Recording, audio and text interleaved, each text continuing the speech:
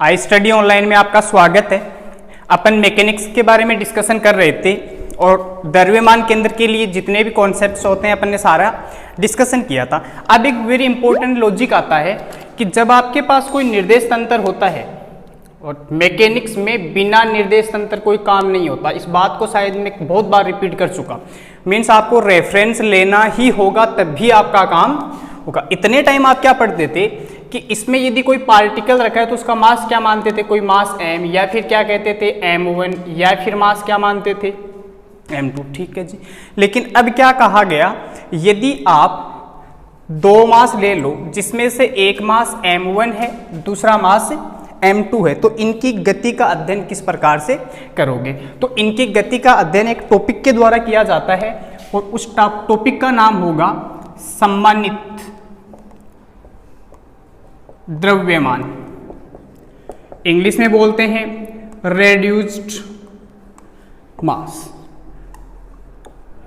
ठीक है। हेडिंग कहाँ से निकाली, अपने को पता है कि एक मास के बारे में अपन डिस्कशन कर सकते हैं, तो दो मास के बारे में डिस्कशन करना है। अब दो मास के बारे में डिस्कशन करना है मीन्स कोई भी जो निर्देश तंत्र होगा उसमें दो मास तो प्रेजेंट अपने को मान के ही चलने होंगे। तब अपन क्या कह सकते हैं, यदि कोई निर्देश तंत्र दो कणों से मिलकर बना हो, सुनना ध्यान से, यदि कोई निर्देश तंत्र दो कणों से मिलकर बना हो तथा किसी जड़त्वीय निर्देश तंत्र में स्थित प्रेक्षक के लिए इन कणों की आपेक्षिकीय गति को किसी आभासी कण की गति के द्वारा शो किया जाता है और उस आभासी कण के द्रव्यमान को ही क्या कहते हैं, सम्मानित द्रव्यमान। लिखने के लिए आपको बोली है क्योंकि जो लैंग्वेज बोली है वो लिख सकते हो आप। क्या कहा जी अपन ने, निर्देश तंत्र है जिसमें दो मास m1 और m2 प्रेजेंट है, दिखाई आपको दे रहे होंगे। यदि कुछ ऐसा हो जाए इन दोनों कणों से मिलकर कोई एक कण बन जाए, मीन्स दोनों से क्या बन गया, एक कण, पॉसिबल नहीं है, लेकिन अपन ने क्या बोला है, आभासी कण बन जाए। आभासी मीन्स मान लिया अपने कोई कण बन गया होगा, तो उस कण का जो द्रव्यमान होता है वो द्रव्यमान ही क्या होता है जी, सम्मानित द्रव्यमान होता है। और खास बात क्या है कि सम्मानित द्रव्यमान का डिस्कशन अपन सिर्फ जड़त्वीय निर्देश तंत्र में ही कर सकते हैं। मीन्स ये कॉन्सेप्ट भी बहुत रिक्वायरमेंट रखेगा कि जब इनर्शियल फ्रेम ऑफ रेफरेंस होगा then we discussion about reduced mass, otherwise we can not find reduced mass. अब लिखते कैसे हैं जी, सुनना ध्यान से। रिड्यूस्ड मास को म्यू से शो किया जाता है। ओके, दो मास है उन दोनों का गुणनफल करना होता है आपको, m1 into m2 divided by इन दोनों का योग करना होता है। तो रिड्यूस मास क्या है, डेफिनेशन होगी, उसका फॉर्मूला क्या है, m1 m2 upon m1 plus m2। अपना ये मकसद है यहाँ पर कि ये जो फॉर्मूला अपने लिए निकल के आ रहा है ये फॉर्मूला कैसे निकलेगा, मीन सम्मानित द्रव्यमान का सूत्र अपन कैसे फाइंड करेंगे। तो अपन फाइंड करने के लिए काम में लेंगे न्यूटन लॉ ऑफ मोशन। समझते जाइएगा जी आप, वन बाय वन सारे कंटेंट आपको बताए जाएंगे रिड्यूस्ड मास के बारे में, चाहे आप कोई कंपेटेटिव दो उसमें भी पूरा काम में आएगा। देखिएगा अपन ये इमेजिन करके चलते हैं कि ये x है, ये y है और ये zx है अपने पास।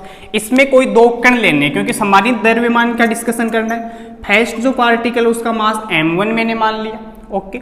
सेकेंड जो पार्टिकल है उसका मास मैंने m2 मान लिया। इतना काम हो चुका। माना केंद्र बिंदु O है और केंद्र बिंदु O से m1 की दूरी r1 वेक्टर है और m2 की दूरी r2 वेक्टर है। तब आपने सुना होगा जब अपने पृथ्वी होती है उसमें दो बड़े द्रव्यमान जब होते हैं तो वो आपस में या तो आकर्षित होते हैं या फिर प्रतिकर्षित होते हैं। जैसे कि अपन अर्थ पे हैं तो मून के साथ कुछ ना कुछ इंटरेक्शन होता है। तब अपन क्या कहते हैं कि जड़त्व में, सुनना ध्यान से, जड़त्व में गुरुत्वाकर्षण यदि काम में आए तब वहां पे या तो अट्रैक्शन होता है या फिर रिपल्सन। मीन्स दो पिंड है वो आपस में अन्योन्य क्रिया दर्शाते हैं। इसका मतलब क्या है, m1 m2 को इफेक्ट डालेगा और m2 m1 को इफेक्ट करेगा। ठीक है, अपन ने ये सपोज कर लिया कि m1 m2 के ऊपर जो बल लगा रहा है M1 M2 के ऊपर जो बल लगा रहा है वो कितना है जी, F21, और M2 M1 पे जो बल लगा रहा है वो क्या है, F12। समझिए F21 क्या है, उल्टा पढ़ो, 1 के द्वारा 2 पर लगाया गया बल, ऐसे लिख सकते हो आप, द्रव्यमान M1 द्वारा M2 पर लगाया गया बल। समझ आई बात? ओके, ये तो आप बता दोगे। अब F12 क्या है, 2 के द्वारा मीन्स द्रव्यमान M2 द्वारा M1 पर लगाया गया बल। इतनी बात समझ में आ चुकी। अभी डायग्राम के बारे में अपन ने डिस्कशन किया है। अब देखिए अपन यहां से लेके चलते हैं, अपने को वैल्यू पहले फाइंड आउट करनी है कि F21 का मान क्या है। इसके लिए अपने को ये वाली डिस्टेंस चाहिए होती है, ठीक है। तो अपन इमेजिन कर लेते हैं कि इन दोनों के बीच की जो डिस्टेंस है अकॉर्डिंग टू योर बुक क्या लेते हैं अपन, R21 नहीं R12 लेते हैं, ठीक है। और R12 का मान होता है क्या है, समझिए थोड़ा सा, R12 होता है R2 माइनस R1, ठीक है जी। वेक्टर राशियां होती है, ये भी वेक्टर होता है, ये भी वेक्टर होता है, ये भी वेक्टर। Equation number 1, okay. आइए न्यूटन का बल लगाइए, या न्यूटन के नियम के द्वारा जो बल लग रहा होता है वो क्या होता है, F21। F बराबर क्या होता है जी, M। F21 कौन से मास के द्वारा लग रहा है, M1 के द्वारा, ठीक है जी। दूरी क्या है M1 वाली, R1, तो M1 d2 R1 divided by dt²। समझ आई बात, ठीक है जी। d2 R1 upon dt² F21 vector form है, divided by M1। Equation number 2 हो गया यहाँ तक, बढ़िया आगे। अब आपको क्या निकालना है, F12 मीन्स M2 के द्वारा M1 पर बल क्या लग रहा है। तो F12 क्या होगा, F12 M2 द्वारा लगाया जा रहा है, तो मास क्या आ गया, M2। डिस्टेंस क्या है जी केंद्र से, d2 R2 divided by dt²। Upon d2 क्यों लिख रहे हैं, क्योंकि a क्या होता है dv बट्टा dt और v क्या होता है dx बट्टा dt। तो क्या हो गया d2x बट्टा dt², और x को अपन r के रूप में मेजर करके चलते हैं। चलिएगा, तो यहां से आप क्या वैल्यू निकाल सकते हो, d2 R2 upon dt² equal F12 divided by M2। इसको अपन ने मान लिया इक्वेशन 3।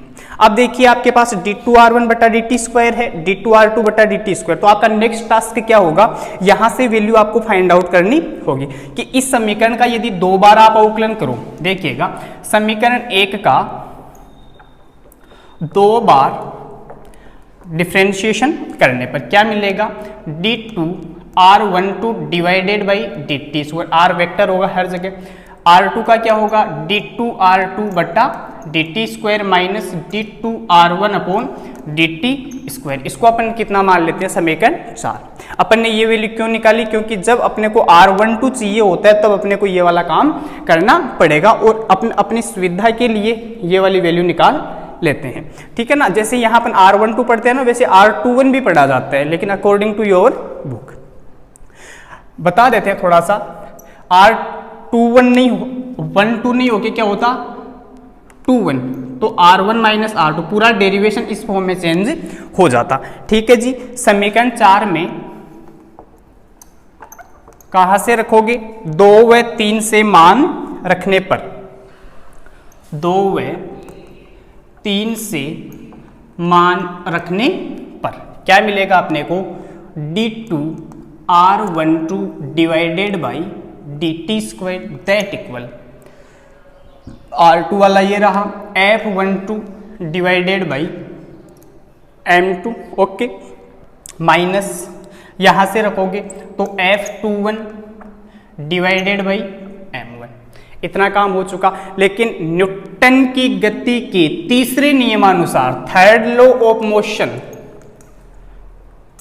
क्या होता है जी, क्रिया प्रतिक्रिया, एक्शन इंटरेक्शन जो रूल होता है उसमें अपन क्या पढ़ते हैं कि जो F12 2 के द्वारा 1 पर लगाया गया बल किसके बराबर होता है, F21 1 के द्वारा 2 पर लगाए गए बल के ऋणात्मक मान के बराबर होता है। F12 हो गया, यदि F21 आपको निकालना होता तो क्या बोल सकते हो, माइनस F12। इसको आप इक्वेशन दे सकते हो 5, समीकरण 5 में मान रखने पर F21 की जगह ये वाला मान रख दीजिएगा और यहां पे आइएगा। समटाइम्स वेट, फिर आपकी यदि कोई दिक्कत हो ना टॉपिक में तो आप कमेंट करें, टेलीग्राम पे हमें बताएं, हम आपका इंप्रूवमेंट कर देंगे, नो प्रॉब्लम। वैल्यू पुटअप करोगे तो क्या मिलेगा, d2r12 divided by dt square that equal F12 अपॉन M2, माइनस माइनस प्लस हो जाएगा, फिर यहाँ पे क्या आ जाएगा F12 divided by M1। Okay dear, d2r12 upon dt square, दोनों में से F12 बाहर ले लिया, अंदर क्या रहा, सुंदर लिख दो 1 upon M1 plus 1 upon M2। ठीक है, कोई दिक्कत नहीं है। d2r12 upon dt square equal F12, LCM ले लो जी, M1 M2, ऊपर क्या आ गया M1 प्लस M2, इस टर्म को इधर भेज दो, सुंदर लिख दो। F12 किसके बराबर आ जाएगा, M1 M2 divided by M1 plus M2, multiple में क्या आ रहा, d2r12 divided by dt square. इस इक्वेशन तक आप पहुंचे और इसको अपन इक्वेशन मान लेते हैं 6 है। अब देखिएगा ये लिखा क्या है, एक्चुअल में इसकी कंपैरिजन करो आप, f किसके बराबर निकल के आ रहा है, फर्स्ट टर्म द्रव्यमान की है पूरी, ओके।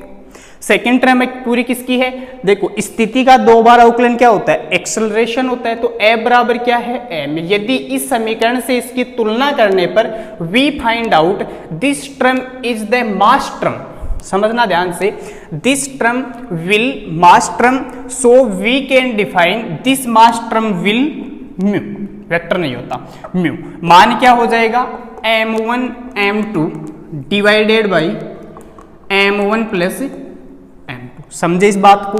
7, समीकरण 7 ही क्या कहलाता है, सम्मानित द्रव्यमान। मीन्स ध्यान रखो, 2 पिंड आपको दिए, दोनों के मास का गुणा कर दो, नीचे दोनों का योग कर दो, आपका काम रिड्यूस मास का हो जाएगा। समीकरण 6 व 7 से आप इसकी जगह क्या रख सकते हो, म्यू रख सकते हो। मींस F12 किसके बराबर आ गया, mu d2r12 divided by dt square. समझे इस बात को, ओके। अब देखिएगा, यदि आपको ये कहे कि दोनों जो मास है उनमें से कोई एक बड़ा है दूसरा छोटा है या फिर बराबर है, तो अपन कंडीशंस का डिस्कशन करेंगे कि इस कंडीशन से क्या होती है। मीन्स डिफरेंट कंडीशंस के लिए रिड्यूस्ड जो मास होता है उसका मान भी डिफरेंट अपने को मिलता है। अपन यहाँ बात करते हैं, सोचिए केस फर्स्ट, ठीक है जी। मास तो अपने पास m1 है m2 है। फर्स्ट केस में मैं ये बता रहा हूं आपको, if m1 will less than m2 then from equation 7, ठीक है। m1 यदि छोटा है तब अपन समीकरण 7 से डिस्कशन करेंगे। देखिएगा क्या है, mu equal m1 m2 divided. अब देखिए नीचे से कौन सी टर्म आप बाहर लो, ठीक है, नीचे से कौन सी टर्म बाहर लो जिससे एक रिड्यूस मीन्स बहुत कम हो जाए।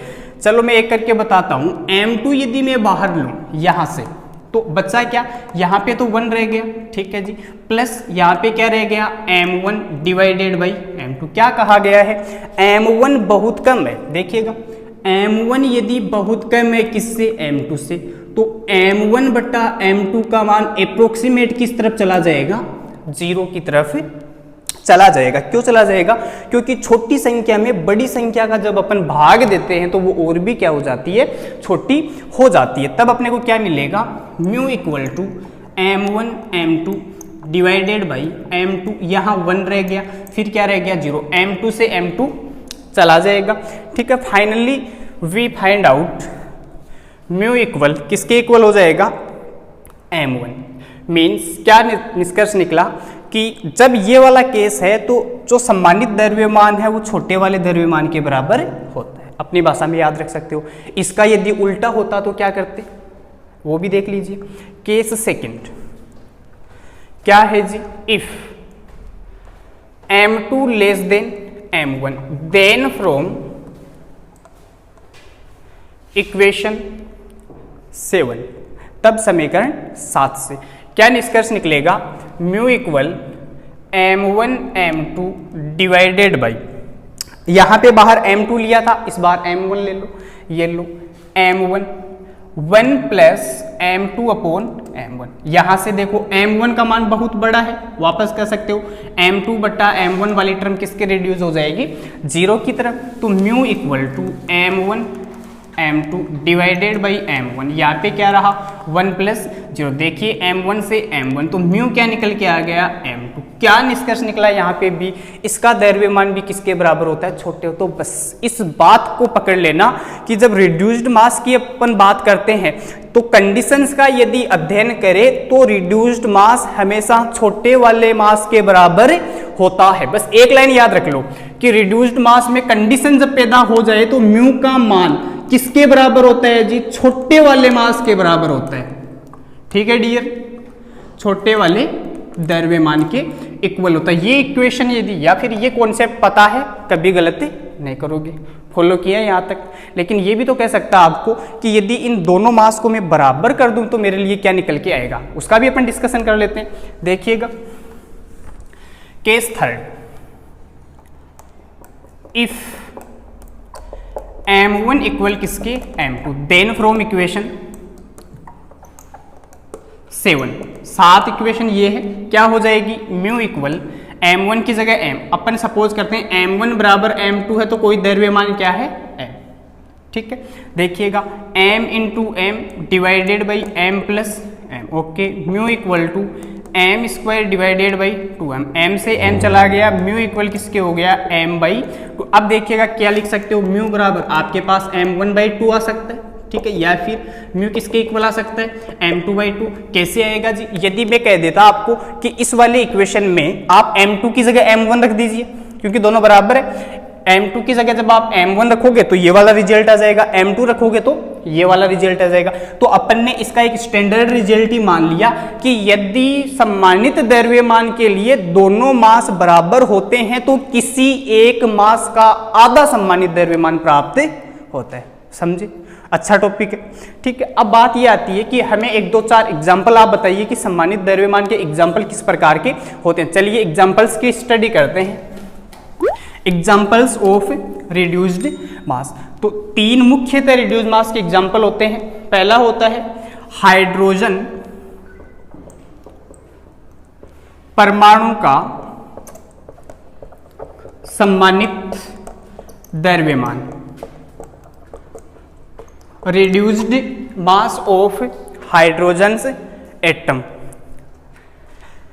ठीक है, सेकंड पॉइंट होता है ड्यूट्रॉन होता है एक, देखो बताएंगे इसके बारे में भी आपको, ड्यूट्रॉन का सम्मानित द्रव्यमान।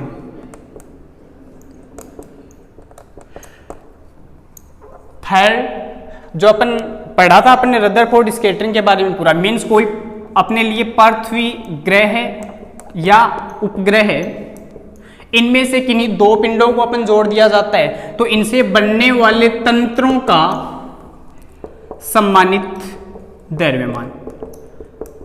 एग्जाम्पल पता रखना जरूरी होता है क्योंकि एग्जाम्स में कभी कह देता, उदाहरण सहित स्पष्ट कीजिए। देखिए एग्जाम्पल पहला, हाइड्रोजन परमाणु का सम्मानित द्रव्यमान, क्योंकि जो हाइड्रोजन परमाणु होता है, सुन लो थोड़ा सा ध्यान से, हाइड्रोजन जो परमाणु होता है उसके 3 प्रकार के समस्थानिक होते हैं। पहला कौन सा होता है, देखो, सेकंड होता है ड्यूट्रॉन, ड्यूटीरियम बोल सकते हो आप, ऐसे बोलना प्रोटियम, ड्यूटीरियम। थर्ड होता है ट्राइट्रियम। ठीक है जी, और इस ड्यूटीरियम का ही एक भाग होता है जिसको आप क्या कहते हो, ड्यूट्रॉन कहते हो। ठीक है, जब इसकी बहुत ज्यादा बारीक स्टडी की जाए तो ड्यूटीरियम और ड्यूट्रॉन के गुणों में काफी असमानताएं पाई गई। उस वजह से यह कहा गया कि जो ड्यूट्रॉन होता है उस ड्यूट्रॉन का भी क्या निकल के आता है, सम्मानित द्रव्यमान। उसके बाद कहा है मैंने कि 2 पिंड आपके पास है, जैसे पृथ्वी है, ग्रह है, उपग्रह, उनमें से कोई 2 आप ले लो और उनकी स्टडी करो तो क्या हो जाएगा वो कि किसी पृथ्वी ग्रह या उपग्रह से मिलकर बने हुए किसी तंत्र का सम्मानित द्रव्यमान। अब इनमें सबसे ज़्यादा प्रैक्टिकल रिक्वायरमेंट रहती है फर्स्ट की कि हाइड्रोजन परमाणु का सम्मानित द्रव्यमान कितना होता है, आप हमें निकाल के बताइए। मीन्स अपन पूरा कंप्लीटली स्टडी करने वाले हैं हाइड्रोजन परमाणु के बारे में कि हाइड्रोजन परमाणु का सम्मानित द्रव्यमान क्या होता है। देखिएगा, अब हाइड्रोजन में क्या पाया जाता है जी, प्रोटॉन पाया जाता है और इलेक्ट्रॉन। मीन्स हाइड्रोजन में मास होगा वो प्रोटॉन के मास से भी इफेक्ट होगा, इलेक्ट्रॉन के मास से भी इफेक्ट होगा। Means mass of proton, mass of electron. जब दो प्रकार के मास आपके पास है तो मैंने आपसे पूछा रिड्यूस मास लिखिए, क्या कहोगे, mp इंटू me, क्योंकि गुणा कर दिया ऊपर और नीचे क्या कर दिया जी, जोड़ दिया। इतनी बात समझ आ चुकी है आपके कि कैसे अपन ने ये लिखा है। ठीक है जी, आगे बढ़ो थोड़ा। Mu equal mp into me divided by, अब नीचे से कौन सा कॉमन लें अपन, mp यदि कॉमन ले लिया मैंने, क्योंकि प्रोटॉन का मास ज्यादा होता है क्या, लेकिन ये mp बाहर लो, इतना ध्यान रखो कि mp बाहर लो, अंदर क्या रहा me अपॉन mp। ठीक है जी, mp से mp चला गया, म्यू किसके बराबर आ गया जी, me divided by 1 plus me upon mp। अब देखिए me अपॉन mp होता है उसका एक फिक्स्ड मेजरमेंट मान होता है, तो थोड़ा सा इसको पहले यो लिखिए कि mu equal to me 1 plus me upon नीचे क्या रहेगा जी, mp, नीचे पावर 1 है, ऊपर भेजेंगे तो पावर कितनी आ चुकी, -1, 1 प्लस एक्स की पावर n। बायोनोमियल थ्योरम लगाओगे आप तो क्या हो जाएगा, 1 plus nx plus higher power will be remains neglect, then we can write as mu equal to mp 1 minus me divided by क्या हो जाएगा जी, mp हो जाएगा। ठीक है, अब यह एक स्टैंडर्ड वैल्यू होती है कि जो me अपॉन mp का मान होता है वो 1836, एक बट्टा कितना होता है, 1836 होता है। तो mu equal to me 1 minus 1 upon 1836 में से एक गया 35 बचा, mu equal to me into multiple क्या आ गया 1835 अपॉन 1836। देखिएगा बहुत ही माइनर डिफरेंस है, मीन्स बहुत माइनर डिफरेंस अपने पास निकल के आएगा। जब अपन यहाँ इलेक्ट्रॉन का मास रख देंगे 9.1, देखिएगा म्यू इक्वल टू इलेक्ट्रॉन का मास क्या होता है 9.1 10 to power -31 into 1835 divided by 1836। जब आप इसका सॉल्यूशन करोगे तो ये आपको एक स्टैंडर्ड रिजल्ट दे देगा और स्टैंडर्ड रिजल्ट देगा 9.10 इंटू 10 टू पावर -31 मास है। म्यू क्या होता है, रिड्यूस मास है तो क्या है, तो मास ही, मीन्स मात्रक क्या आएगा इसका, किलोग्राम आएगा। स्टैंडर्ड होता है 9.1045 इंटू 10 टू पावर -31। ठीक है डियर, आज अपन ने क्या पढ़ा, सम्मानित द्रव्यमान से संबंधित जितने भी पैरामीटर्स होते हैं सबकी अपन ने स्टडी कर ली। अब आपका जब IIT JEM का एग्जाम होता है तो यहाँ से एक क्वेश्चन आने की संभावना रहती है, आपको कह देता है कि 2 पिंड देता है, दोनों के मास दे देता है, ठीक है ना, फिर कहता है कि एक मास की तुलना में दूसरा मास कम है, ठीक है, उसके बाद कहता है अब हमें आप रिड्यूस मास बताइए। तो आप फॉर्मूला याद रखो, बस ध्यान इतना रखो कि 2 कंडीशन अपन ने पढ़ी थी तो उसका द्रव्यमान छोटे वाले के द्रव्यमान के बराबर आएगा और दोनों बराबर होगी तो किसी एक द्रव्यमान का आधा आएगा। समझ आ रही है बातें, बहुत आसान सा टॉपिक था, अच्छा टॉपिक था, अच्छे से अपन ने पूरा डिस्कशन किया है। फिर भी कोई प्रॉब्लम है तो टेलीग्राम पे आप क्वेश्चंस पूछ सकते हो। वीडियो अपने जो लेक्चर्स है वो यदि आपको पसंद आ रहे हैं तो इनको ज़्यादा से ज़्यादा आप लाइक करिए, शेयर करिए, सब्सक्राइब करिए, क्योंकि आपके ज़्यादा से ज़्यादा लाइक ही है जो इससे भी अच्छे शानदार वीडियो बनाने के लिए हमें मोटिवेट करते हैं। Thank you.